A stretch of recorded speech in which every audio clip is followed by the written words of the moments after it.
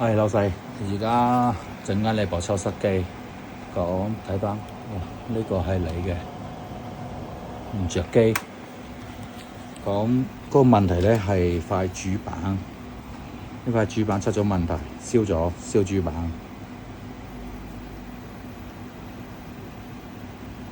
見到未？全部出晒問題，可能時間長咧都係正常嘅，因為到咗個上一時間嘅話咧，板都會出問題嘅。長期唔壞嘅話咧，廠家冇生意。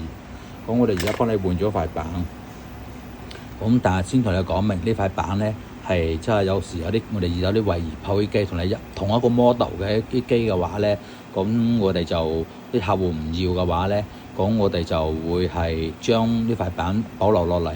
好似你呢啲機嘅話咧，咁純粹係壞塊板咧，就換塊板俾你嘅。因為你個壓縮機用得噶嘛，咁就冇必要有浪費部機啊嘛。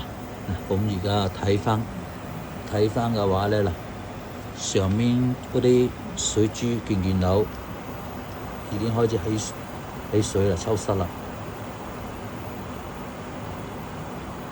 係見到嘛？